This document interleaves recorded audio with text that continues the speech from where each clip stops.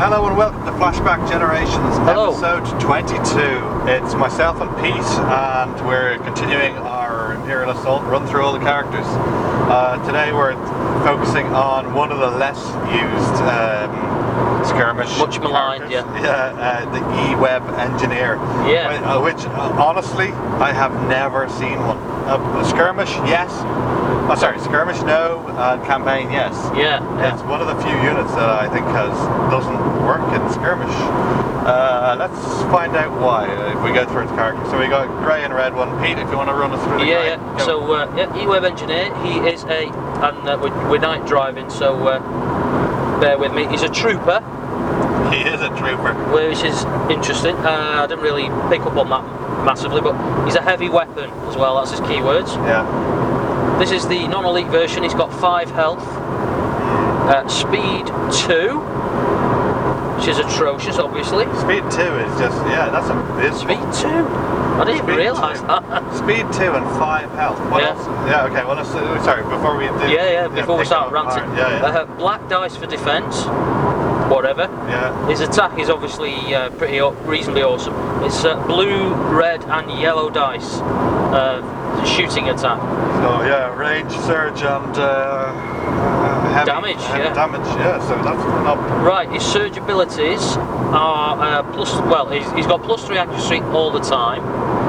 So, he's hitting anybody at range 3 automatically. He's got surge recover 2 health, which is nice, in theory. And he's got surge +1 damage, which is okay.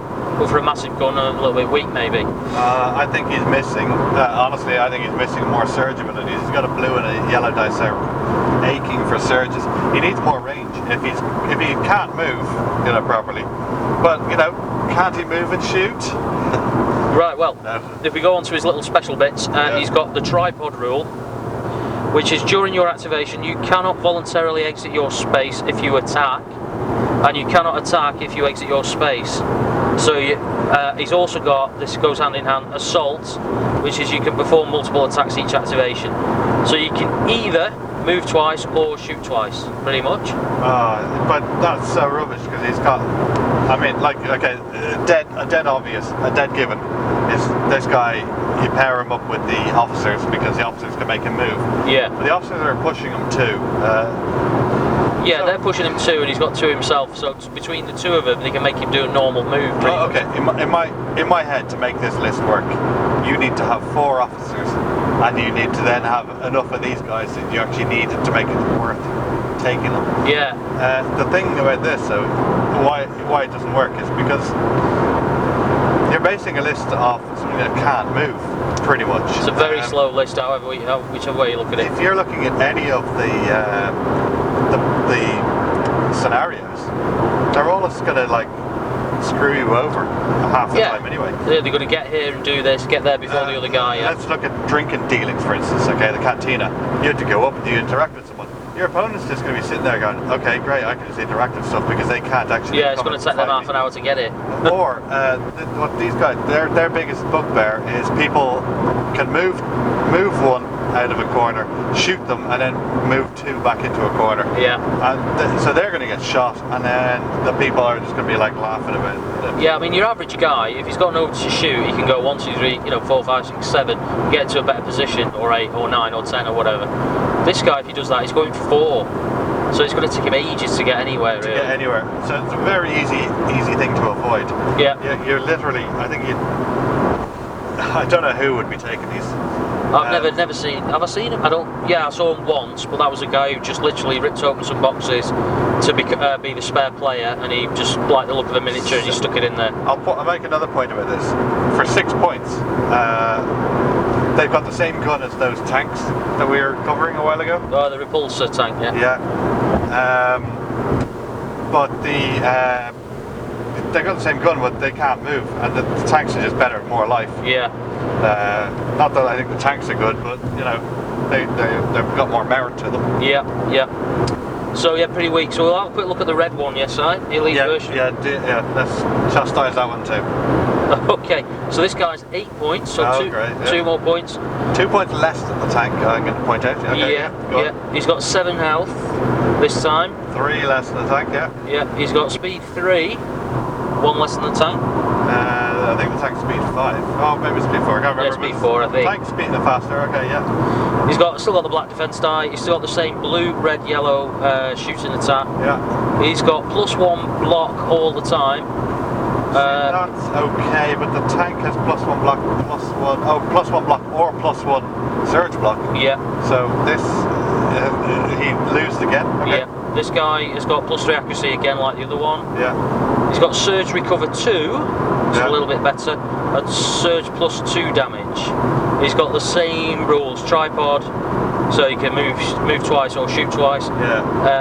And assault, he can shoot twice. Sorry. Rubbish, So yeah.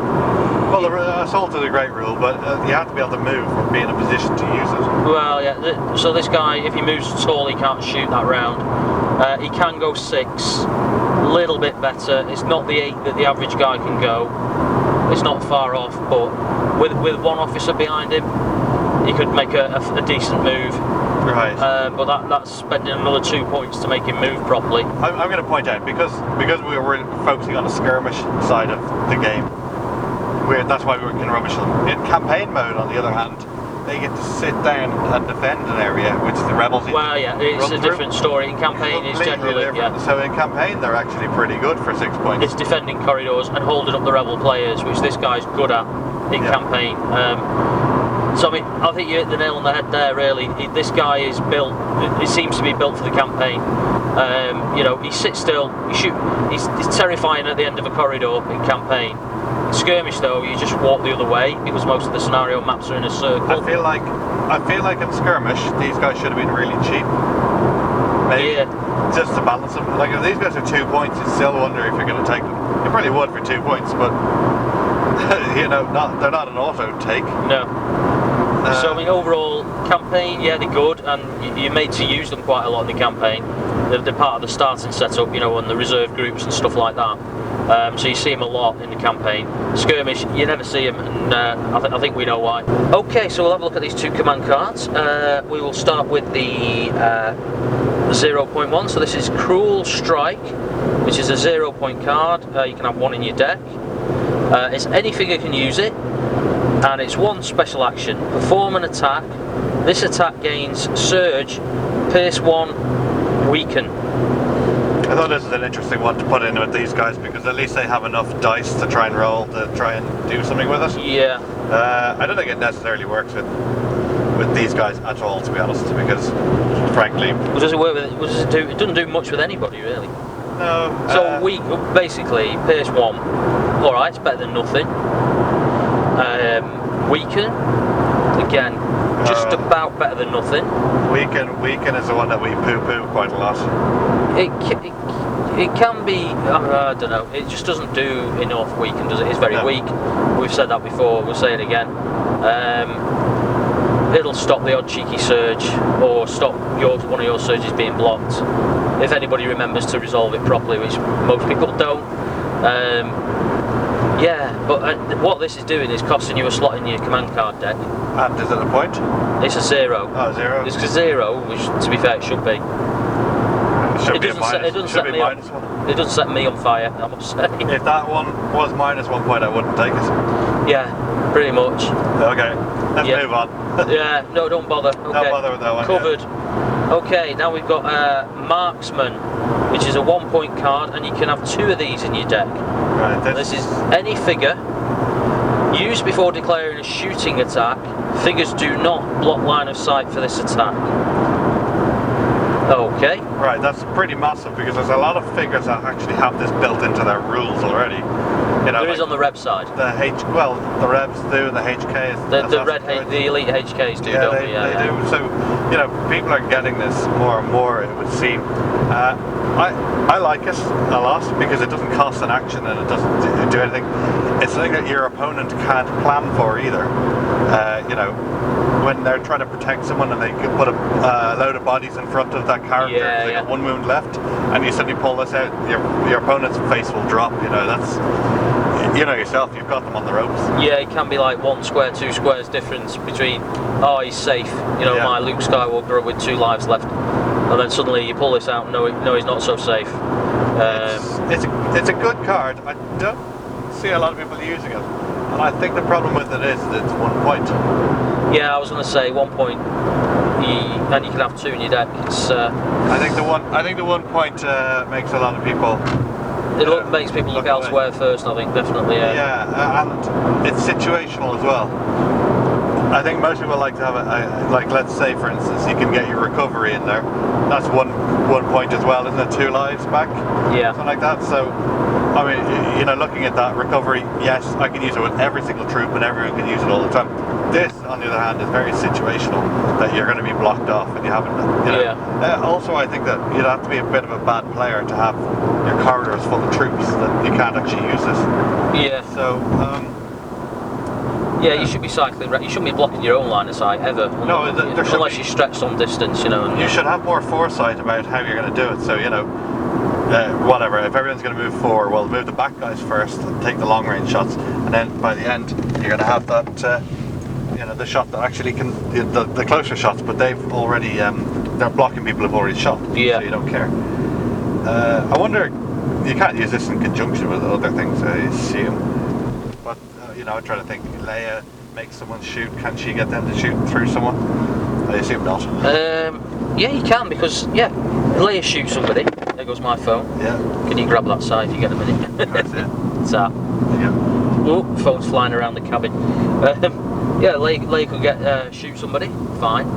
And then get somebody. But can't the other person shoot with it that can't see? Yeah, because I can't. What's the wording on her thing? I don't know. No, they can perform attack targets in the same figure. Same figure, yeah. Well, they need line of sight though. I'm going to say. It says here. Hang on. The key word here is on this card. Used before declaring a shooting attack. So she can say, does she have to declare who's going to get that bonus first? Well, she'd declare herself she's going to shoot someone. She could declare someone who she can't see, and then but there's someone else who can. So all what I'm saying is you can't stretch it to. Yeah. What I'm wondering though is, couldn't you move Leia, shoot someone, and then use this card on someone else to say, well, they can see him now as well? I think you could. Yeah, I'd have to look at Leia's card, but from the gut feeling is you could, because this card states before declaring an attack. So that second person says, right, I'm going to use this card. I'm now going to declare an attack on that guy I can't see. Yeah. Okay. It seems legit. I don't know why we're looking for ways to break the game. Well, we've just done a day's regional, haven't we? So we're all about the loopholes. Yeah. But someone won that. Yeah. Oh yeah. So I won that. Yeah. Oh god. A lot of hard work. Yeah. With the filth that is Leia and Biv Bodrick. Biv to come. Yeah. Oh, both of them actually. Yeah. Not Luke, thank God. Yeah. But anyway, so I don't know. Marksman's a good card, but it's very underused, I guess. It's you can only have 15, so. Yeah. Yeah, I don't know. It's I suppose when people read it, they just dismiss it because it doesn't sound that awesome. As well as that, they probably think what you're thinking, sight. Well, I'm never going to be blocking my own line of sight, but that's how I feel about it. Also, late game it doesn't work at all. You know, it's an early game card, if anything, because you're like, oh, you know, limits the use there, definitely. So it sort of has its use, but it doesn't sort of cover everything, especially. A lot of lists you won't have a lot of elite long-range shooters either. Yeah. And then like, you know, people like Sabs and things anyway, they can just shoot through. Or if you're taking lists with Loku Kahona, then you're going to be going, well, I want to be shooting people, and I don't want anything to do with you know, I already have that no line of sight built in. Yeah. Mac. A lot of the revs have that already. Mac, he gets it as well, you know, with his special ability card. So suddenly, like, this card's just a waste of time. Pretty much, a little bit, especially for a point as well. And you can have 2 in your deck if you really want to. It's not a bad card, it's just a bit disappointing, I guess. Is this I presume, is from early on in the game's release cycle? That was Wave 1. Yeah. That was it's in the main box. It smells like a Wave 1 card, definitely. Yeah. This card is superseding now. Same with the Eweb. I feel like that was like came with the initial box. Yeah. And in my opinion, I think that the game has kind of evolved to a stage where they wanted it to be a campaign game first, but they like it as a tournament game now. They're still supporting both. If you look in, I know they do, but they seem to be like releasing the dual cards, you know, made for both you know, the dual.